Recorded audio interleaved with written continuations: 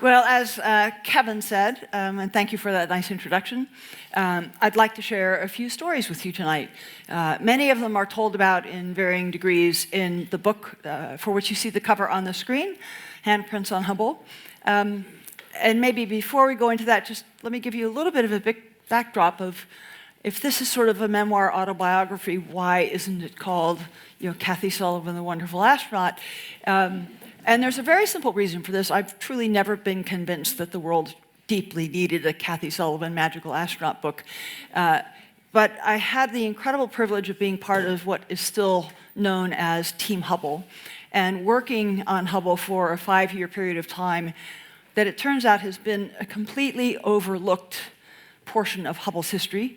I haven't found it written up anywhere about Hubble. It is, however, the chapter of the Hubble history that has made all the other ensuing chapters possible. And the engineers I worked alongside during that time are names you will never have heard of. You'll have heard of, maybe the names of the 5 of us that put Hubble into orbit, and the 5 other crews that went up and fixed it over the years, and the gloriously dramatic spacewalks climbing all over Hubble. Those names tend to get remembered in context of Hubble. But again, this group of engineers whose work made all of that possible, their story has never been told. Their names and backgrounds have never really been brought into foreground.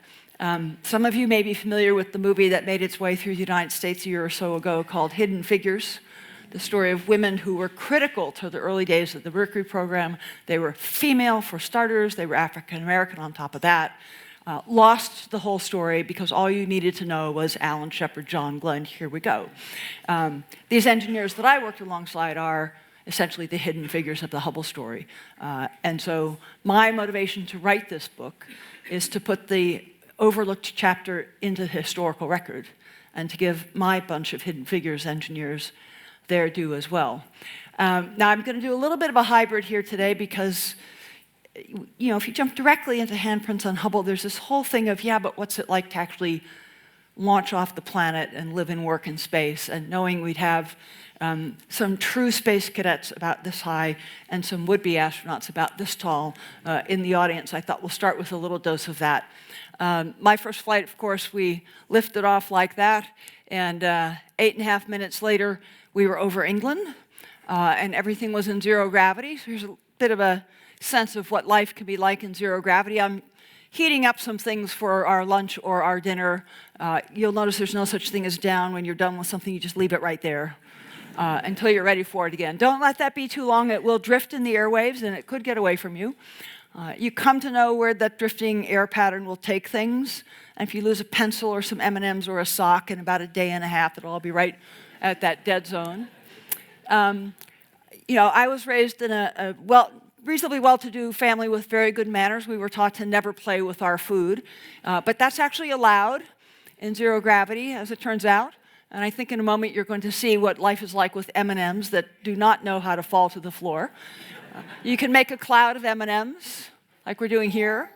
The gentleman gulping them out of the air on top is Major General Charles F. Bolden, United States Marine Corps, an 8-year administrator of the National Aeronautics and Space Administration. The lady on the right was the former Undersecretary of Commerce for Oceans and Atmosphere, a.k.a. M&M gulper. The 5 members on a shuttle crew they're the pilot, they're the mission specialist, they're the scientists, they're the engineers, they're the cooks, they're the bottle washers, the window washers, the everything. And you see here some scenes as we cleaned up the space shuttle Atlantis to bring it home before landing on my final flight. Hundreds of people worked hard to get you a spaceship that works and is very clean. It's only proper you bring it home clean. If you think M&Ms are fun, you should try water. And it's not just cool things like this. We never made water balls this big in the shuttle, but we did not have this much room to play in. These guys have now put a GoPro camera into the water ball. Here, you're going to see now what the GoPro thinks is happening. And how, this is goofy astronaut games, right? But look a little more closely as you see this, and you'll see some really dramatic lessons of fundamental physics. Every bit of water that breaks off of that big glob instantly becomes a sphere. That's illustrating hydrostatic forces.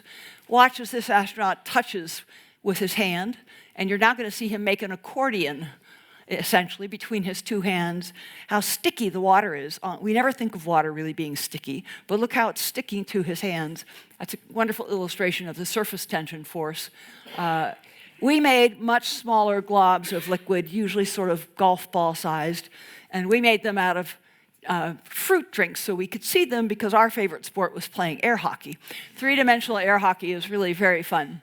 And if you don't manage to puff on that ball of water and stop it, you're either going to wear it on your face or duck past it and have it glom onto the wall. So I just wanted to give you that little bit of a taste of what life is like in zero gravity. As Kevin said, I joined NASA in 1978, the first group NASA had ever selected that included women. There were 6 of us, African American, 3 men, 3 military men, and 1 Asian American, and 25 other pilots and scientists and engineers. And you won't be surprised to know that when we were all introduced to the media swarmed to the 10 of us I just listed, and largely didn't care about the 25 other guys. They'd seen engineers and test pilots like that before. So those guys were done for the day and off to the bar or to the gym or to whatever they wanted to do about 10 minutes after we were introduced. And the other 10 of us, the strange people, we were in interviews to all sorts of hours of the evening. And so our class became known both as the 35 new guys. We were responsible for coming up with a nickname, and we just couldn't come up with anything very clever for 35. But also there's another acronym in the US military circuits about TF new guys, where the T does still stand for the F does not stand for 5. And so we kind of liked that play on that acronym. But the other subtitle was 10 interesting people and 25 standard white guys. And that seemed to carry through for quite a lot. And actually, in the first run, our 25 standard white guys liked it a lot because it meant they escaped all the media stuff. Our class was in line behind astronauts who had been waiting to fly since the end of the Apollo and Skylab programs. And they carried the first 4 flights, the shuttle test flights, and 2 other flights beyond that. And then our group started to get tapped to go 4 flights. My turn finally came around in an assignment in late 1983 and a flight in October of 1984. And this is a scene from launch day on that flight in 1984. That's me on the left, Sally Ride on the right. When the press release came out announcing our crew, it of course announced that Sally Ride would be making her second flight and Kathy Sullivan would be doing a spacewalk. And there was this wave of delight and excitement across the Johnson Space Center, all of our colleagues swarming to us, super excited that you'll get to be the first woman to fly twice, and you'll get to be the first woman to do a spacewalk. And Sally and I would look at each other and we said, these people have not been paying attention to geopolitics. The press release about our flight's probably already in the diplomatic pouch in Moscow, and guaranteed the Soviet program will bring Svetlana Savitskaya back for a second flight, undoubtedly with the spacewalk, and they've got many months before our flight. And so sure enough, in July of 1984, Svetlana got her second flight and got her spacewalk. And when I met her finally in 1985, I said, you owe us a second flight and a spacewalk. We did this for you. Don't. So the shuttle hatch is right to the back of that scene where the technician in the white jumpsuit is standing. And what are we doing in this moment? Synchronizing watches. Right. Well, let me be optimistic. When you buy my book and read it, what you will discover is the way everyone got loaded into the shuttle that day just happened to mean Sally and I would go in last. And so we're actually sort of just standing idly in this white room. And we look around and spot the cameras that are monitoring everything. And we sort of realize, we should probably look like we're doing something more significant. And the next thing we said to each other was, we've all seen enough movies, let's synchronize our watches. So we're in fact pretending to synchronize our watches. And we're actually sort of saying to each other, do you think we can stretch this out anymore? You know, what do you think Walter Cronkite is saying? And to our complete delight, when we landed 7 days later, you know, our colleagues had saved up all the press clippings and coverage of the flight, lots of which had to do with this day. I mean, what a dramatic day. We've had a woman aboard a spaceship twice, and nothing really bad happened. But oh my goodness, we're going to put 2 on, who knows? So big press coverage, and 2A1, this image was everywhere, and 2A1, the caption read, Kathy Sullivan and Sally Ride synchronized their watches before boarding the Space Shuttle Challenger. So that was a delightful 7-day flight. It had a lot of earth science activities involved in it, which I was the lead on given my academic background. We deployed a satellite designed to monitor the Earth's radiation budget that served for 20-some years making critical measurements. And Dave Liesman and I, of course, did a 3.5-hour spacewalk to test some tools that proved it would be possible to refuel satellites on orbit.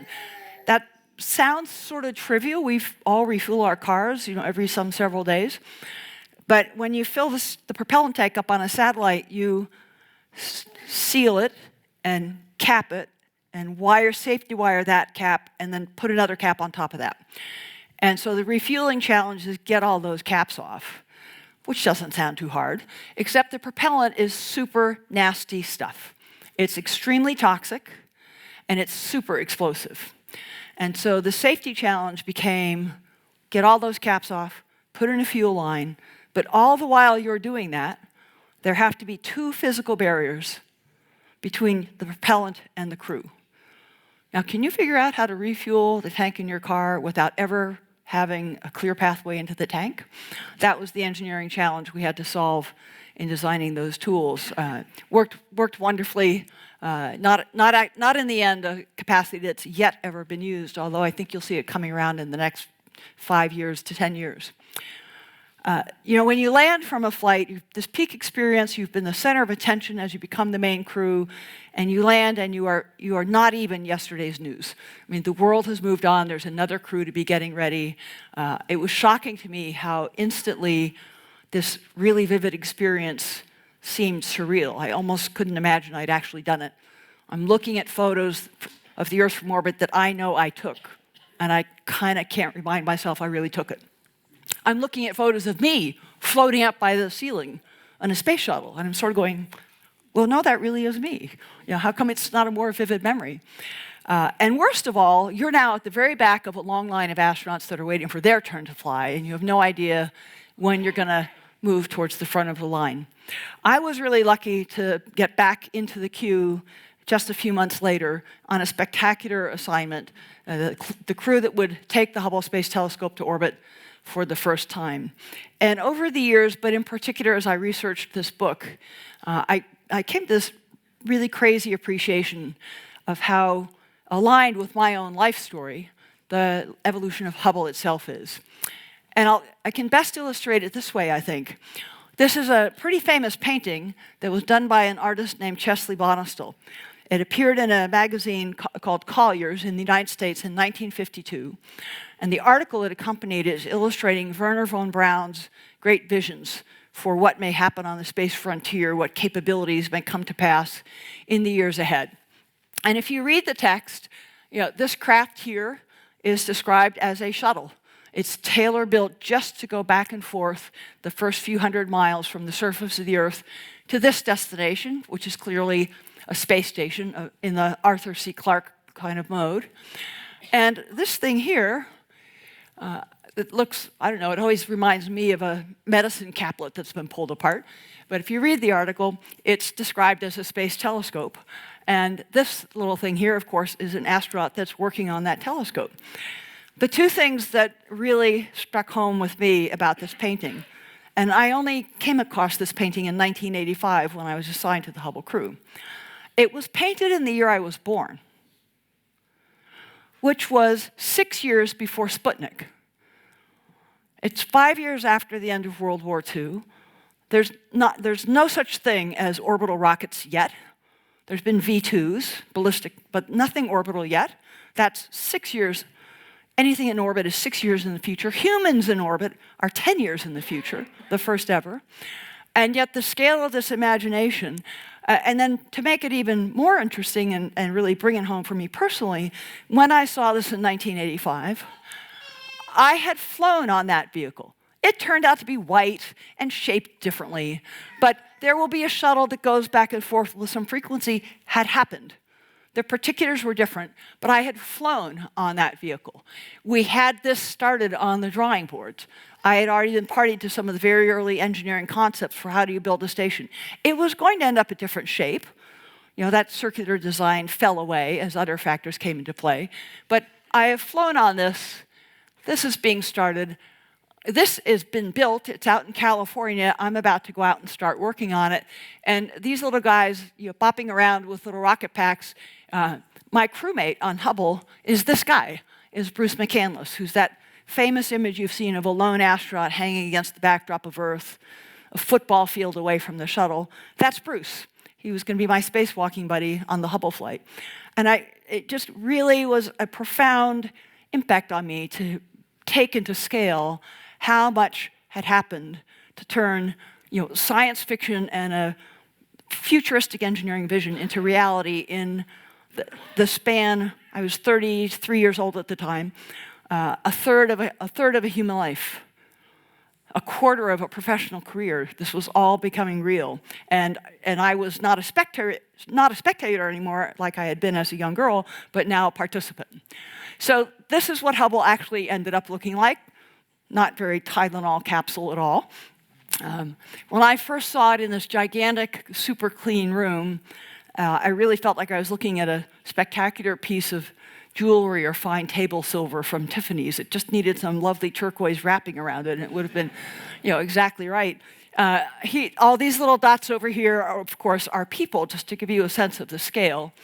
This is an extraordinary facility designed just to assemble very precise satellite instrumentation.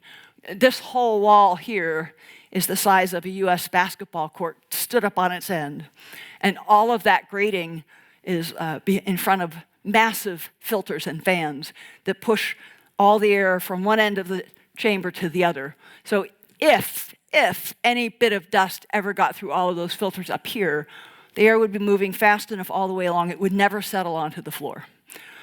And everyone stayed downwind of the telescope to make sure any junk we brought with us, you know, went the other way. And you sort of can see how togged up all the engineers are. I tried to give everybody a sense of what this is like in another part of the book. Just getting to where they would let you in this chamber was about like getting dressed up well enough to go outside the airlock. It was crazy. Hubble had been designed, the idea for Hubble began in 1946. The engineering was sort of there to make it feasible in 1946. Astronomers were not convinced. You know, there hadn't been rockets yet, remember. By the mid-1960s, there's been a few small satellites do astronomy from orbit. Scientists can now see and are more convinced that a big telescope with a large mirror could really be revolutionary if it was in orbit. And so the National Academy of Sciences in the United States blesses the prospect. In the early 1970s, NASA really starts to toy with the concepts. What shape would it be? How would you do it? One idea that was driving a lot of this was completely new to Hubble. And that was, I'm not going to think of this as a satellite that does some astronomy. I'm going to think of this as an observatory. Just like when I build an observatory on the top of a mountain, I mean for many groups of scientists over decades to be able to bring new instruments up. I'm going to use the same mountaintop. I'm going to use the same mirror.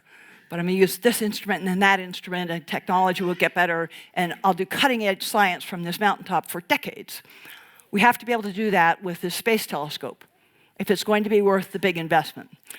And so the design engineers working on Hubble in its earliest days came up with an architecture, a layout that would make it possible for people in spacesuits. So anybody ever seen the cartoon sumo wrestlers? That's pretty equivalent. Clumsy gloves, rugged helmets. I want you to be able to go up there and take bits out, put new bits in, repair and replace. And so they wrapped all the equipment around the outside of the telescope. You see that in the sketch on the right. And this is just meant to give you a sense of the many different devices that you could repair or replace on Hubble. This bit here is meant to suggest the battery packages. Here's one of the cameras that takes the spectacular images we've all seen. This is one of the scientific instruments, a spectrograph or another imager, and other electronics that make it all work. Put all that in kitchen cabinets, if you will, that are sort of readily openable. Spacewalkers can anchor their feet at different locations on the telescope, open the doors, take things out, and so on. When Bruce and I are assigned to Hubble in 1985, the architecture exists. Some of the boxes have been given really easy-to-use fittings, very standard fittings, so you don't need a different wrench or gadget for each one. But really, it was the science instruments here, gyros, batteries. They were kind of tailor-made for spacewalkers to work on them. Right up until about 1985, what NASA thought it would do is only have astronauts do those jobs, science instruments, gyros, batteries, and all the other stuff, the harder stuff, the guts of the electrical system.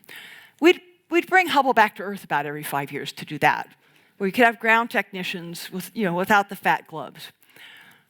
But by 1985, the world knew the shuttle was not going to be as inexpensive as had been promised.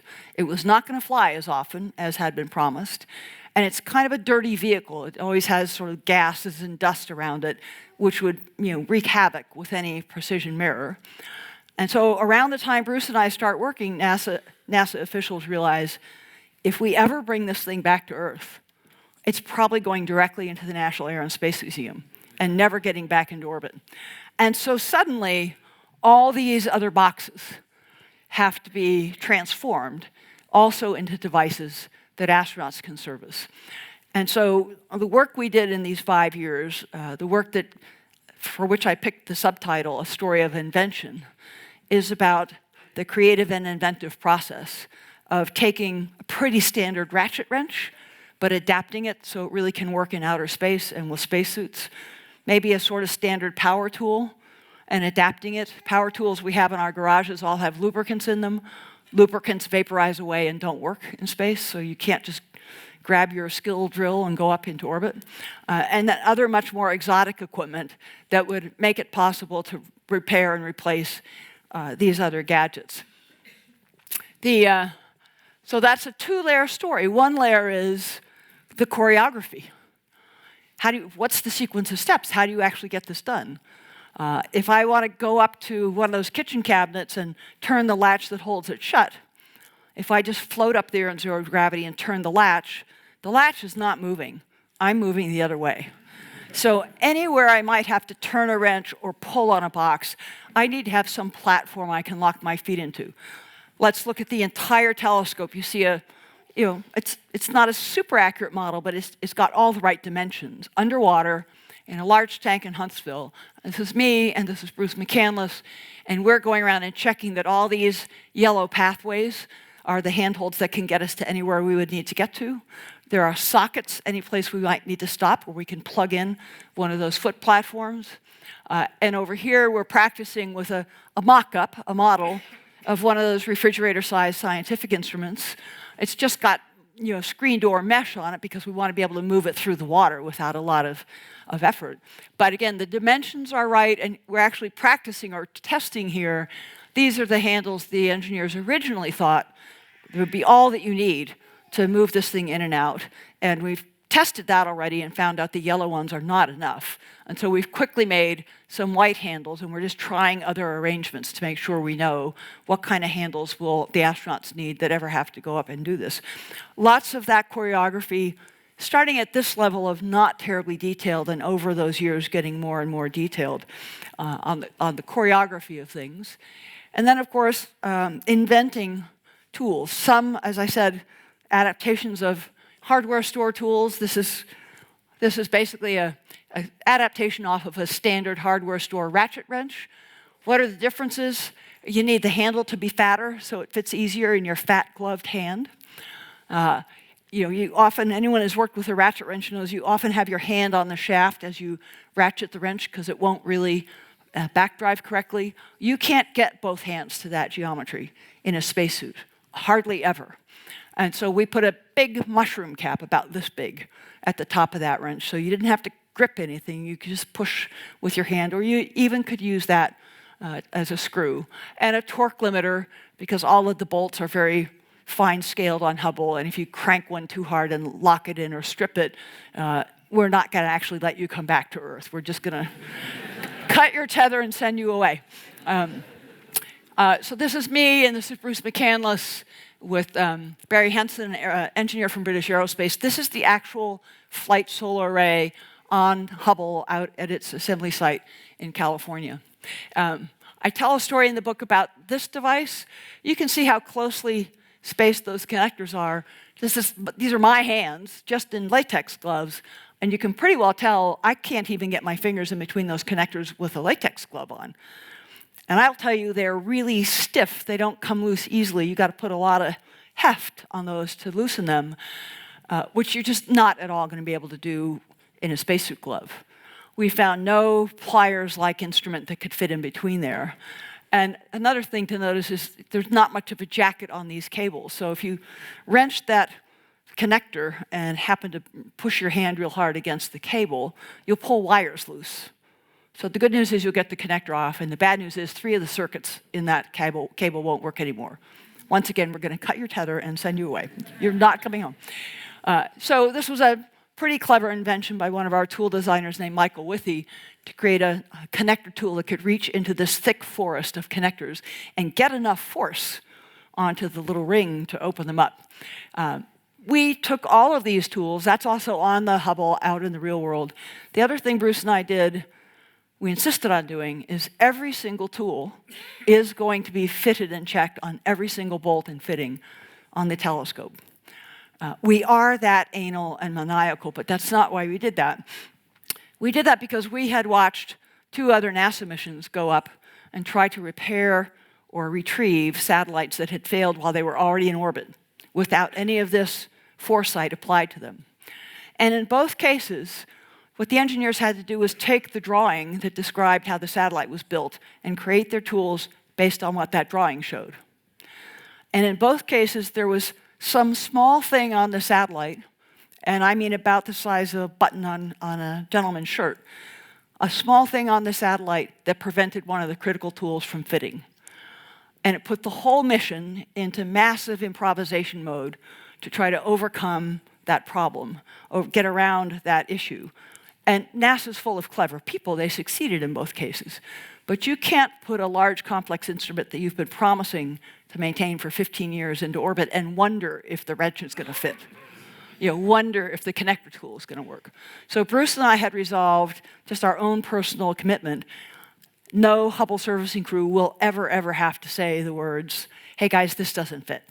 So every single fitting, every single bolt.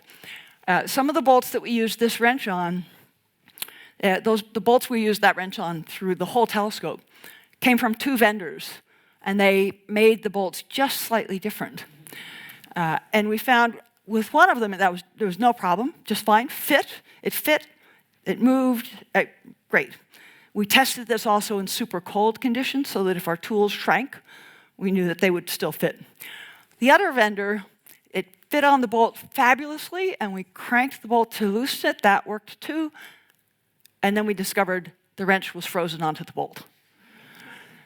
Could not get it off. Happily, there's 2,000 ground technicians, and we had ways to solve this. Slight difference in the outer finish of that bolt compared to the other one made it lock up on every one of those bolts. And so an engineer, whose picture I will show you in a moment, hand-filed 1,100 bolts on the Hubble Space Telescope to be sure, again, we are never going to have it happen. That's why, hey guys, I can't get the wrench off. This is not going to happen. Another gadget we had to create was, I mentioned you have to have someplace you can plug in a platform and anchor your feet in. This is the platform we ended up creating for Hubble. The big thing here was it's got a lot of ways to adjust. And when you're already in it, your toe goes under here, your heel locks under this thing. Once you're already in it, just the touch of a toe, you can pitch yourself this way or swivel yourself that way without spending the time to get out and make an adjustment. Time is the most precious asset on a spacewalk. And you can see here, it can It can be positioned this way. It can extend a lot this way. It's got a lot of variation that you can use. For Bruce and I, one of our problems was this thing is big and heavy. This thing's in total about this long, weighs about 35 pounds. And if we had to go outside and fix something on the deployment mission, the robotic arm was going to be busy holding the telescope up above the payload bay. We would have to move hand over hand and somehow transport this gadget to some location on the telescope so we could work. The last thing you want is this 35-pound widget wafting around on the end of a tether as you move along. The outer skin of the telescope is about the thickness of a beer can. So this thing at 35 pounds is not going to do well on that. So we had to create a tether that was rigid. You could plug this thing into the tether, push the tether back here, tighten it down so it was rigid. You could move along, pull back around and put it in. And that, like that foot plate and this tether are still in use today. This is a scene from the first spacewalk with 2 women. This is Jessica Meir here, Christina Koch back here. They're just coming out of the airlock on the space station a couple months ago. I want you to look at this thing right here. Jessica had the same challenge. She has to move this equipment far down the space station and not have it clanking around. And so this semi-rigid tether, spawned by Hubble, is one of the workhorse pieces of equipment on the station, as is that foot restraint platform. There are probably a dozen of them plugged in around the station near all the toolboxes. Just as we had inherited some good ideas from earlier efforts and built on them, the Hubble ideas have carried on forward as well. Well, 5 years of work. It was only meant to be a year and a half when we were first assigned, but the Challenger, of course, exploded in January of 1986. Hubble was delayed. That time, the only silver lining in that time delay was it gave us time to work on all those other boxes that needed to be modified. It was otherwise a horrendous experience. And we're finally in 1990 and a few weeks before launch, and we go down to the Kennedy Space Center for the full-up dress rehearsal for our countdown. And a tradition on that visit is to take your mission emblem, this is the one we had created for our flight, and have lovely little lacquered lapel-sized pins made that you'll give to all the engineers who've been working on your spaceship and getting it ready. And a very clever person at the Kennedy Space Center said, let's add a little arc along the bottom of it that makes clear these have all been given to the launch team. And so they did that, and we got... And here's the thing, it passed spell check, right? Spell check knows the word exists. It does not know whether that was the word you meant to use. It just knows whether that word exists. And of course, NASA officialdom tried to haul these all back in. They couldn't get any of them back. This is like the big collector's item. We launched on April 24th of 1990, got Bruce and I prepared to go out on a spacewalk if something broke in the deploy sequence when we were racing against the clock. This is the next day, April 25th, and this is what I love about this picture is it looks like just this elegant still life, pears and a vase kind of still life. This bit down here is a multi-billion-dollar, 200,000-pound spaceship. This bit up here is about a 50,000-pound, multi-billion-dollar spaceship. This distance right here is about 10 inches. So right now you have those 2 spaceships flying in very close formation at 17,500 miles an hour. And a moment after this picture is taken, Lawrence Shriver fires the thrusters on Discovery and backs the spacecraft away. Now, I have a sort of personal tragedy part of this story for me is, remember, Bruce and I began working on Hubble in 1985. Our other 3 crewmates joined us in about 1989.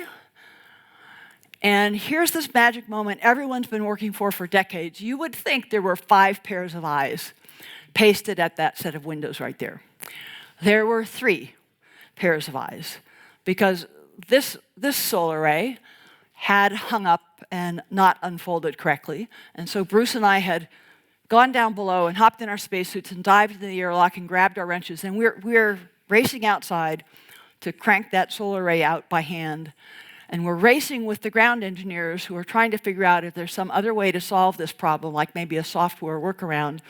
And happily for Hubble, but tragically for me, the ground guys won. And so at this magical moment we've waited years and years for, see this little part of a circle right here?